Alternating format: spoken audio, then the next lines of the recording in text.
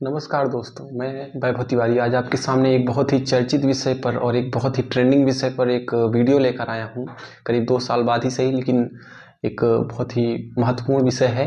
वो है कि राम मंदिर का निर्माण कैसे-कैसे किन संघर्षों से हुआ है, क्या है राम मंदिर का इतिहास।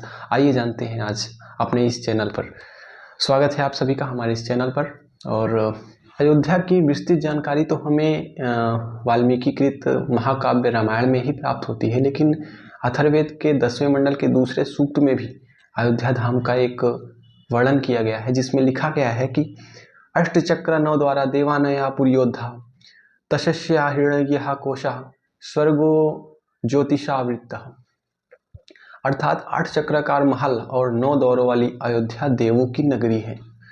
उसमें प्रकाश वाला कोष जो स्वर्ग के आनंद और प्रकाश से भरा है। और उन्हीं तमाम उन्हीं तमाम ग्रंथों से, तमाम पुराणों से यह भी प्राप्त होता है कि यह एक सिल्क रूट था।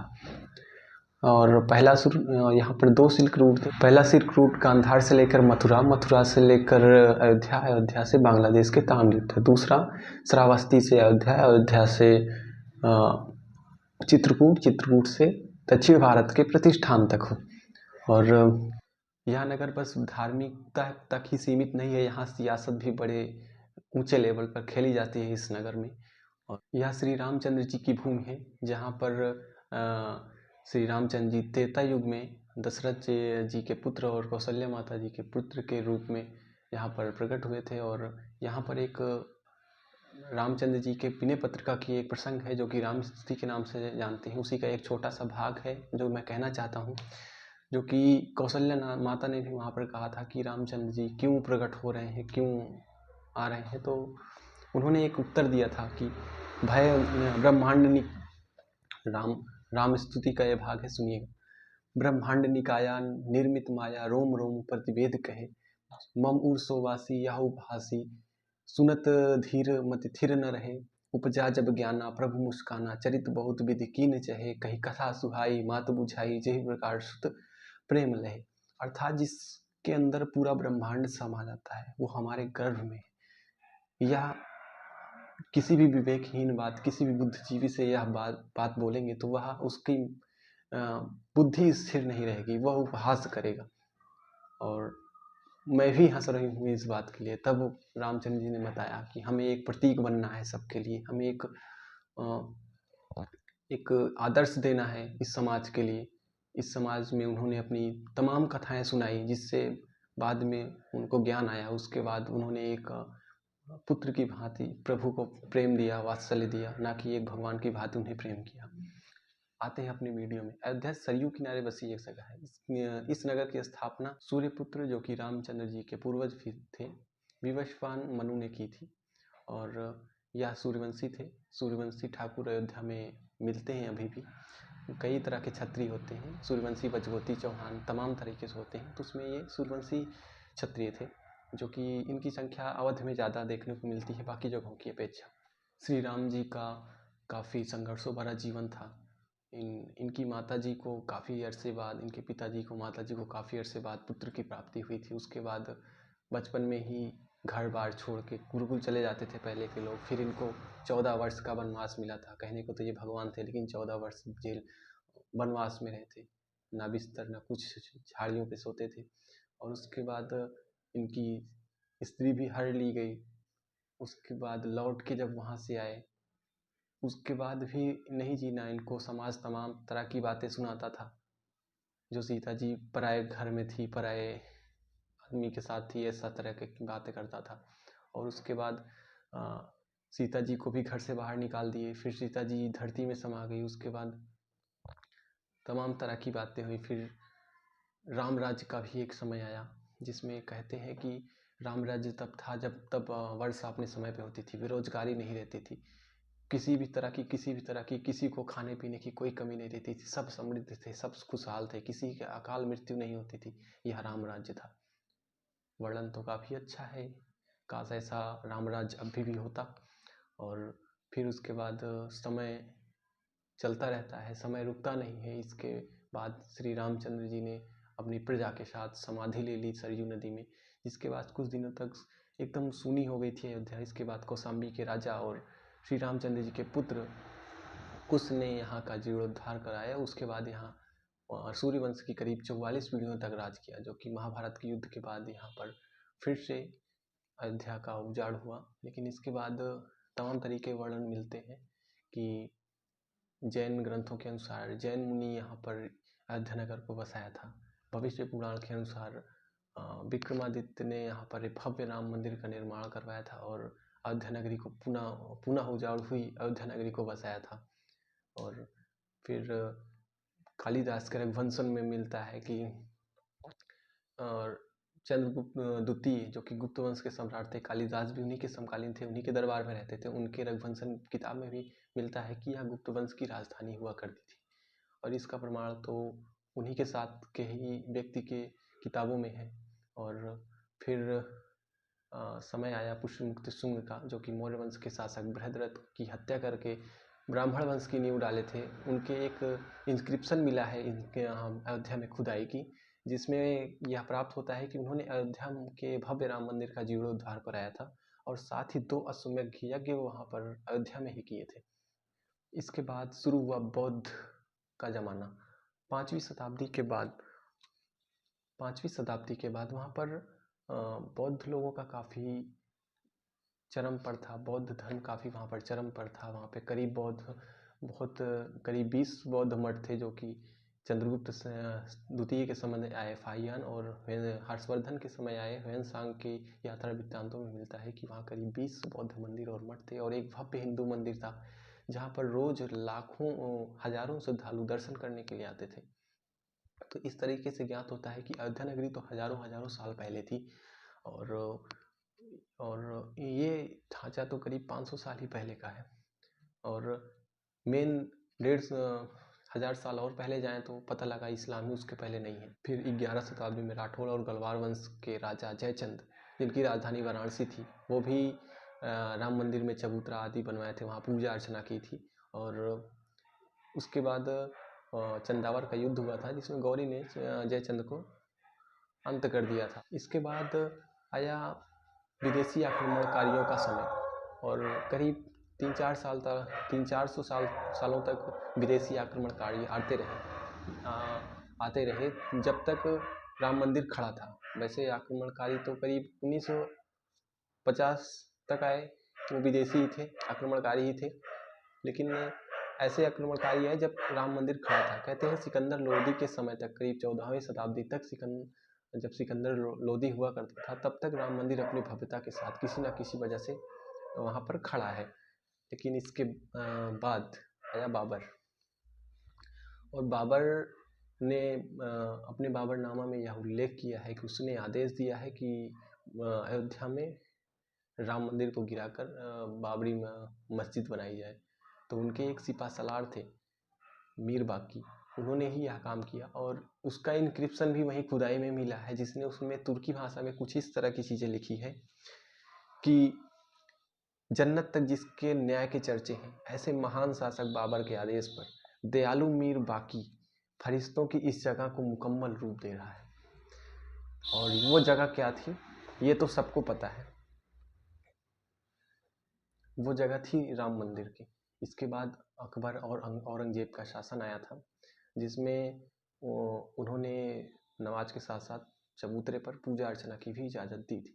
लेकिन फिर क्रूर शासक औरंगजेब का समय आया। उसके अयोध्या के गवर्नर थे फिदाई खान। उसने उस ढांचे के जो एक मस्जिद तरीके का ढांचा बना था, उसको एक भव्य रूप दे दिया था। वहाँ से राम चबूतरा को तोड़ दिया था। और इसके बाद ही तमाम तरीके के आंदोलन दंगे चलते रहे। फिर अंग्रेज़ों का समय आ गया। उसके बाद फिर 1703 में बंगाल के नवाब अली वर्दी खान ने अयोध्या का नाम बदलकर फैजाबाद कर दिया और यहाँ पर शादत खान ने एक बस्ती बसाई थी, जो कि अवध के नवाब थे। इसके बाद तमाम तरीके से अयोध्या को लेकर आंदोलन चलते रहे, दंगे होते रहे। लेकिन 1853 में एक बड़ा सांप्रदायिक दंगा हुआ था, जिसके बाद 1858 में एक 25 निहंग सिख थे जो बाबा फ़कीर सिंह के नेतृत्व में वहाँ पर यज्ञ पूजन ढांचे के अंदर किए, जिसके लेकर जो मुस्लिम मुअज्जिन थे वहाँ पे मस्जिद के, उन्होंने वहाँ पर FIR दर्ज की। जो थाने के थानेदार थे शीतल दुबे, उस समय उन्होंने रिपोर्ट लगाई थी कि ढांचे के अंदर चबूतरे पर जहाँ राम विराजमान है वहाँ पर इन्होंने ऐसी हरकतें की थी। एक रिपोर्ट उन्होंने अपनी बनाई थी वहाँ पे। तो वही रिपोर्ट जो है वो पहली कानूनी प्रमाण है कि वहाँ ढांचे के अंदर राम जन्मभूमि है, और वे रिपोर्ट काफ़ी मदद की थी रामलला विराजमान के लिए। फिर 1859 में ढांचे के पास एक बाड़ तार लगा दिया गया, जिसमें ढांचे के अंदर नमाज पढ़ने और पास में चबूतरे के पास पूजा अर्चना की अनुमति दे दी गई थी। सन 1885 में निर्मोही अखाड़े के संत रघुवर दास ने फैजाबाद न्यायालय में एक दीवानी दायर की। उन्होंने ढांचे के ऊपर मंदिर बनाने और अंदर पूजा अर्चना करने की इजाज़त और याचिका की कोर्ट से, लेकिन कोर्ट ने जज ने वहाँ पर विवादित ढांचे का दौरा किया और उन्होंने यह कहकर खारिज कर दिया उनकी याचिका कि यह 356 साल हो गए हैं और यहाँ न्याय में काफ़ी देरी हो गई है, अब यहाँ पर दंगे होंगे आदि। लेकिन उन्होंने एक बात कही थी कि अगर यहाँ पर हिंदुओं का कोई पवित्र स्थान था और यहाँ पर यह ढांचा बना है तो यह काफ़ी दुर्भाग्यपूर्ण है। उसके बाद 1934 में अयोध्या और शाहजहाँपुर के बीच गुटों में सांप्रदायिक हिंसा हुई, जिसमें ढांचे को काफ़ी नुकसान पहुंचा, लेकिन बाद में इसकी मरम्मत करवा दी गई थी। फिर 1944 में उस ढांचे की स्थान को सुन्नी वक्फ बोर्ड के नाम कर दिया गया था, क्योंकि उनका मानना था कि बाबर एक सुन्नी मुसलमान है और उस पर सुन्नी वक्फ बोर्ड का हक होना चाहिए। फिर 1948 में अयोध्या में हुए उपचुनाव में कांग्रेस ने एक सांप्रदायिक रंग देने की कोशिश की उपचुनाव को और राम मंदिर को मुद्दा बनाया। और उसके बाद 23 दिसंबर 1949, इस दिन ढांचे के अंदर रामलला प्रकट हुई। एक चमत्कार ही था, कैसे प्रकट हुए कैसे नहीं, उसके लिए मुस्लिमों ने FIR दर्ज की और कहा कि कोई चुप्पे से रख दिया है ऐसा कुछ, और एक नाम है और करीब 60 लोगों का खिलाफ FIR दर्ज की गई कई धाराओं में। और वर्तमान यूपी सरकार का आदेश है कि वहाँ से मूर्तियाँ हटा दी जाएँ। जो रामलला प्रकट हुए थे उनकी मूर्तियाँ बाल्यकाल की थी, वो मूर्तियाँ हटा दी जाएँ। और वहाँ पर जो फैजाबाद के DM थे उस समय के KR नायर, उन्होंने यह कहकर मना कर दिया कि यहाँ पर सांप्रदायिक हिंसे बढ़ सकते हैं, जिससे वजह से लॉ एंड ऑर्डर में काफ़ी दिक्कत का सामना करना पड़ सकता है। उसके बाद 29 दिसंबर 1949 को एक कोर्ट के द्वारा एक रिसीवर नियुक्त किया गया था। उसका नाम था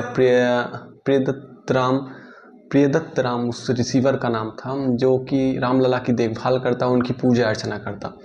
फिर 1950 में ऑल इंडिया हिंदू महासभा के अध्यक्ष गोपाल विशारद और रामचंद्र परमहंस ने एक याचिका दायर की फैजाबाद कोर्ट में कि वो वहाँ पर ढांचे के अंदर पूजा अर्चना की इजाज़त दी जाए। और बाद में 1959 में निर्मोही अखाड़े ने भी एक याचिका लगा दी कि जो रिसीवर प्रियदत्त राम को आज्ञा दी गई है उनकी जगह पर उनको आज्ञा दी जाए राम मंदिर की सेवा सत्कार के लिए। और 1961 में सुन्नी वक्फ बोर्ड में भी विवादित ढांचे पर अपना अधिकार जता दिया। और इन सब विवाद ऐसे चलते रहे कानून न्यायालयों में। और उसके बाद 1977 का वो समय आया जब देश में पहली बार गैर कांग्रेसी सरकार जनता पार्टी की बनी, जो कि जनसंघ के समर्थन से बनी थी। जनसंघ ने भी उस चुनाव में राम मंदिर के मुद्दे का पूरा भरपूर इस्तेमाल किया था, लेकिन उसको एक सॉफ्ट हिंदुत्व की वजह से बहुत बहुमत नहीं मिला था। और फिर इंदिरा गांधी की एक बढ़िया सरकार बनी थी। उनके सरकार के 3 साल के बाद ही गिरने के बाद एक बहुमत की सरकार बनी। फिर इंदिरा गांधी की डेथ हुई, उसमें सहानुभूति से राजीव गांधी जी को 414 की भारी बहुमत से वहाँ पर उनको विजय हुई। फिर 1956 में कोर्ट के द्वारा यूजी पांडे के याचिका पर कोर्ट ने वहाँ पर मंदिर का ताला खुलवाया और मस्जिद का ताला खुलवाया और पूजा अर्चना की इजाज़त दी। लेकिन माना जाता है कि इस फैसले में भले कोर्ट ने किया था, लेकिन इस फैसले में राजीव गांधी सरकार का भी बहुत बड़ा हाथ था। फिर 9 नवंबर 1989 का वो दिन आया जब राम मंदिर का शिलान्यास हुआ। इसमें भी राजीव गांधी का ही वो माना जाता है कि उनका ही इसमें हाथ था, लेकिन शिलान्यास विश्व हिंदू परिषद ने किया था। और फिलहाल सांप्रदायिक हिंसे फिर इतने भड़के, इतने भयानक से सांप्रदायिक हिंसे हुए कि पूरा देश सांप्रदायिक हिंसों से ही दहल गया था। इसके बाद राम मंदिर का निर्माण नहीं हो सका था, बंद हो गया। कोर्ट ने भी यहाँ पर स्टे लगाया और यथास्थिति बनाने, शांति बनाए रखने की अपील की राज्य सरकार से, केंद्र सरकार से, सुरक्षा के पुख्ता इंतजाम किए जाएँ। पेन अभी राज्य सरकार के ही पास थे इसकी सुरक्षा के इंतजाम। उसके बाद 1990 में कार्य यात्रा शुरू हुई रामकृष्ण आडवाणी की। उस समय पे प्रधानमंत्री वीपी सिंह बन गए थे और करीब 85 सीटों का बीजेपी का उनको समर्थन था, और जिसके वजह से लाल कृष्ण आडवाणी ने सियासत खेलना शुरू की। और 25 सितंबर 1990 को उन्होंने सोमनाथ से, गुजरात के सोमनाथ से अयोध्या तक 30 अक्टूबर को अयोध्या तक पहुंचना था और राम मंदिर के निर्माण के लिए। यानी कि वो जिधर से जा रहे थे उधर एक माहौल बनता चला जा रहा था कि उनके पीछे जन सैलाब आता चला जा रहा था। वो दिल्ली गए तो ऐसा माहौल बन गया था जैसे 22 जनवरी 2024 को माहौल था पूरे देश में, किधर भी देखो झंडा है, राम नाम का है, सब माहौल था। उस तरीके का माहौल दिल्ली में था। फिर वो बिहार गए, समस्तीपुर, वहीं पर लालू गांधी जी वहाँ के मुख्यमंत्री थे, वही उनको गिरफ्तार करवा लिए। लेकिन उन्होंने एक नारा दिया था कि रथ रुका, यानी उनकी रथ यात्रा थी, रथ रुका तो समर्थन वापस लिया। तो वहाँ पर उन्होंने तुरंत ही समर्थन वापस ले लिया सरकार से। और फिर लेकिन 30 अक्टूबर को कार सेवक तो पहुँचने ही थे अयोध्या, और वो किसी भी तरीके से नहीं माने। जबकि 30 अक्टूबर को यूपी के मुख्यमंत्री मुलायम सिंह यादव थे, उन्होंने सभी तरह की बस सेवा, ट्रेन सेवा पूरी तरीके से प्रदेश में तालाबंदी कर दी गई थी। लेकिन फिर भी कार सेवक पहुँचे और कुछ ने वहाँ पर ढांचे पर चढ़कर भगवा झंडा फहरा दिया था। लेकिन उसके बाद एक समय आया, फिर कुछ ज़्यादा भीड़ बेकाबू हुई तो वहाँ पर गोली चलवाने का भी आदेश मुलायम सिंह यादव ने दिया था, जिसमें 5 लोग मरे और भगदड़ में कई भी मरे और कई घायल हुए। फिर 72 घंटे के भीतर फिर भीड़ थोड़ा बेकाबू हुई, लेकिन इस बार की घटना काफ़ी दर्दनाक थी। इस बार भीड़ को दौड़ा दौड़ा के मारा गया था और गोलियां मारी गई थी। लाठीचार्ज, आंसू गैस तो इस्तेमाल हुए ही थे, लेकिन ऐसा समझ में आता है कि जानबूझकर भी गोलियां मारी गई थी। गलियों में दौड़ा दौड़ा कर गोलियां मारी गई थी, घरों से निकाल कर गोलियां मारी गई थी। कोठारी भाई थे, दोनों भाइयों को घर से निकाल कर गोलियां किस तरीके से मारी गई थी ये किसी से छुपा नहीं है।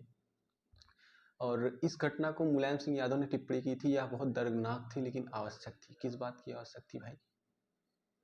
तुम भीड़ तितर बितर कर दो, कैसे भी कर दो, तुम्हारे पास प्रशासन है, शासन है, सब कुछ है। गोलियां चलाने का कोई क्या अल्टरनेट नहीं था। फिलहाल उसके बाद केंद्र सरकार में समय बदला भाई,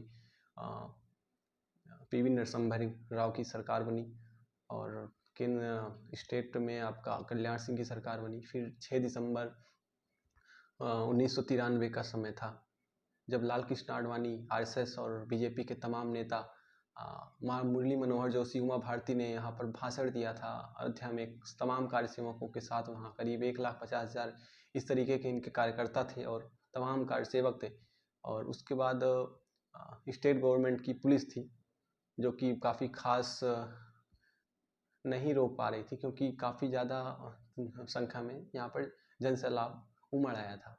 और वहाँ पर 3 लोगों ने एक जोशीला भाषण दिया, मुरली मनोहर जोशी, उमा भारती और लाल कृष्ण आडवाणी, जिसके वजह से भीड़ बेकाबू हुई। चढ़कर ढांचे पर पहले भगवा झंडा लहराया गया, उसके बाद उसको करीब 6 घंटे के भीतर ढहा दिया गया। उसके बाद वहाँ पर एक टेम्परेरी रामलला का मंदिर भी बना दिया गया था। बाद में पीवी नरसिम्हा राव ने कहा कि यहाँ पर उनकी सुरक्षा की जिम्मेदारी कल्याण सिंह की थी। कल्याण सिंह की सरकार को बर्खास्त भी कर दिया गया था। उसके बाद इन्होंने इस्तीफा भी दे दिया और एक सिक्योरिटी लगा दी गई, केंद्र सरकार की सेना लगा दी गई थी यहाँ पर। तब से अभी तक सेना ही है और शांति बनाए रखने के लिए। और उस विवादित स्थल पर फिर 2002 में इलाहाबाद हाई कोर्ट ने फैजाबाद कोर्ट से अब सूट टाइटल अपने हाथ में ले लिया। 2010 में फैसला आया, 1/3 रामलला विराजमान को, 1/3 निर्मोही अखाड़ा को, 1/3 सुन्नी वक्फ बोर्ड को। इस फैसले को 6 महीने बाद ही सुप्रीम कोर्ट ने रोक लगा दिया 2011 में।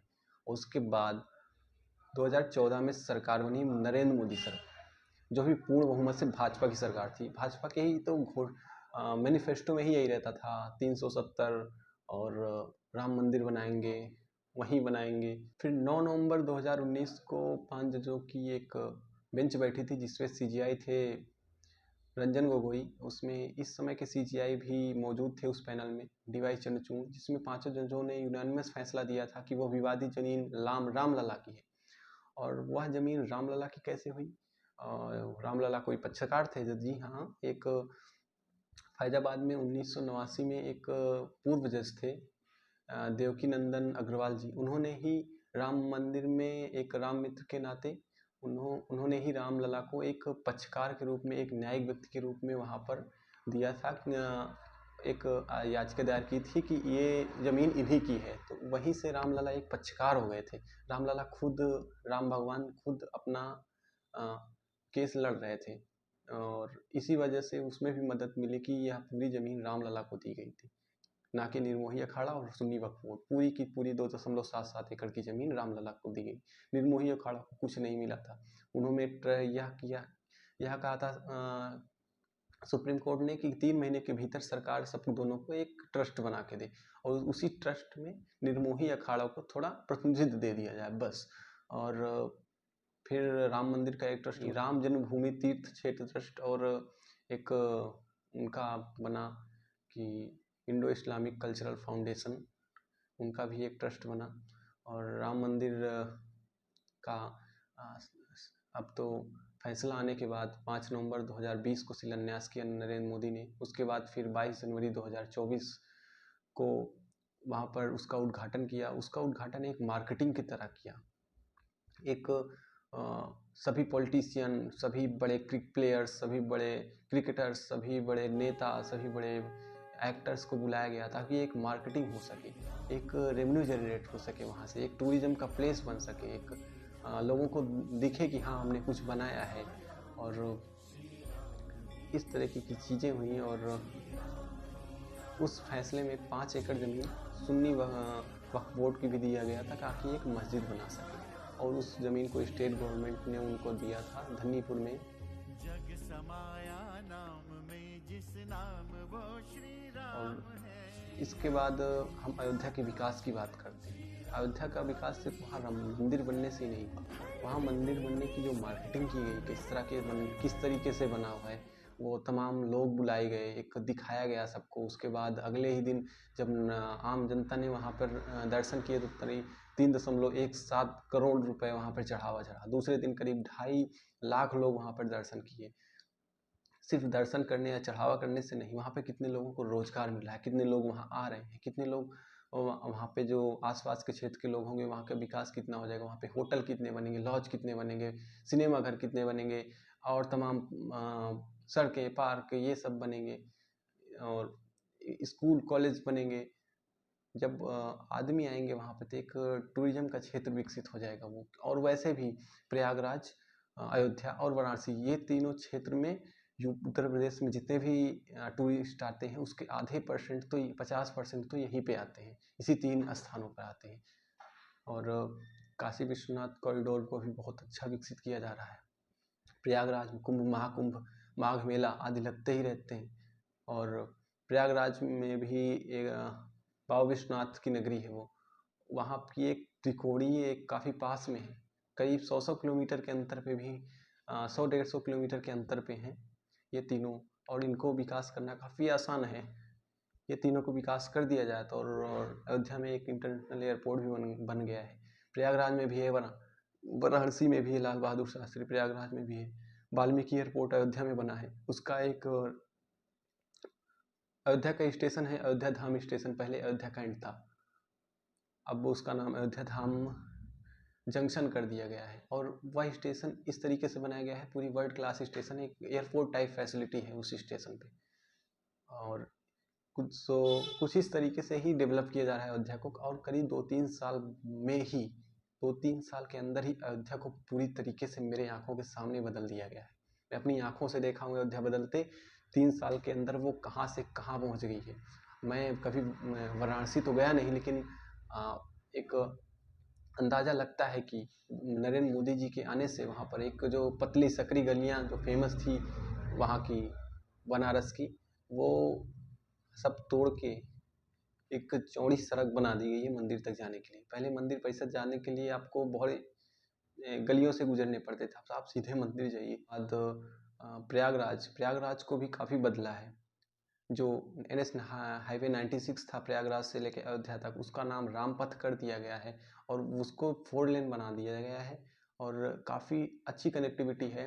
और लखनऊ से अयोध्या के लिए भी, प्रयागराज से अयोध्या के लिए भी, प्रयागराज से वहाँ से अयोध्या से वाराणसी के लिए भी, काशी विश्वनाथ कॉरिडोर और तमाम स्टेडियम बन रहे हैं। सभी घाटों का वाराणसी में जीर्णोद्धार हो रहा है। तमाम तरह की विकास की योजनाएं वहाँ पर चल रही हैं। तो इन तीनों क्षेत्रों को विकास करके ही सिर्फ टूरिस्टों को एक अलग से ही रेवेन्यू जनरेट किया जा सकता है, क्योंकि इन तीनों जगह पर बहुत से टूरिस्ट आते हैं। सिर्फ ताजमहल और मथुरा ही नहीं, यहाँ भी बहुत सारे टूरिस्ट आते हैं। इन तीनों जगह पर धार्मिक टूरिस्ट आते हैं। सभी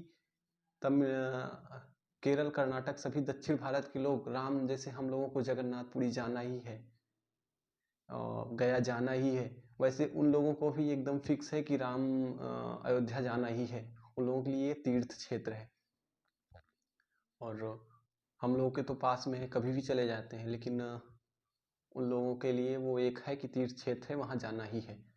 और इस तरीके से विकास हो रहा है और यूपी सरकार की 1 ट्रिलियन इकोनॉमी की जो ड्रीम है, उसको ये टूरिज्म के रेवेन्यू से क्रिएट कर सकते हैं बड़े आसानी से, क्योंकि एक संस्कृतियों से भरा ये एक प्रदेश है। तमाम तरह की मंदिर हैं, मठ हैं और बुद्ध है कुशीनगर में, श्रावस्ती में, अयोध्या में भी बौद्ध मठ हैं और सारनाथ है वाराणसी में। उसके बाद श्री कृष्ण जी का मंदिर है वृंदावन में, मथुरा में, और वाराणसी है, आगरा है। आगरा में तो धार्मिक स्थल नहीं है, लेकिन वो ताजमहल की वजह से काफ़ी रेवेन्यू होता है। तो एक टूरिज्म के क्षेत्र में रेवेन्यू क्रिएट करना का बहुत बड़ा चांस है यूपी सरकार के पास, और वो पूरा प्रयास कर रही है। इसलिए राम मंदिर की मार्केटिंग भी उसी तरीके से की गई है। अब राम मंदिर के जो बना है उसके बारे में कुछ बता देते हैं। राम मंदिर की मूर्ति के बारे में, राम मंदिर को तो बना रही है लार्सन एंड टूब्रो LNT, और करीब 1800 करोड़ की लागत है, और जिसमें 900 करोड़ तो श्रद्धालुओं ने दान कर दिए हैं ट्रस्ट को, बाकी 900 करोड़ आने हैं और वो भी आ ही जाएंगे। और जिस तरीके से रेवेन्यू क्रिएट कर रहा है राम मंदिर, पहले दिन 3.17 करोड़। रामलला की मूर्ति एक बाल प्रतिमा बनाई गई है और सबसे खास बात है मंदिर की कि उसमें कहीं लोहा नहीं इस्तेमाल हुआ है, वो सिर्फ पत्थरों से बन रही है और वो भी भूकंप रोधी है।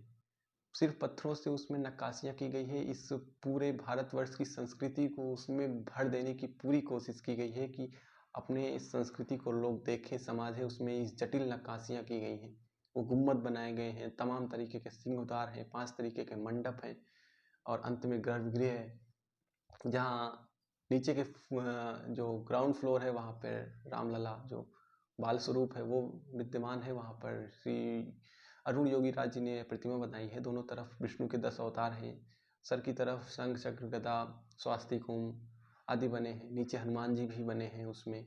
और उनके जो वस्त्र हैं उनका मनीष पांडे जो दिल्ली के हैं, मनीष त्रिपाठी जी, वो दिल्ली के हैं, उन्होंने डिजाइन किया है। आभूषण डिजाइन किया है उनका यतीन्द्र मिश्र जो लखनऊ के हैं।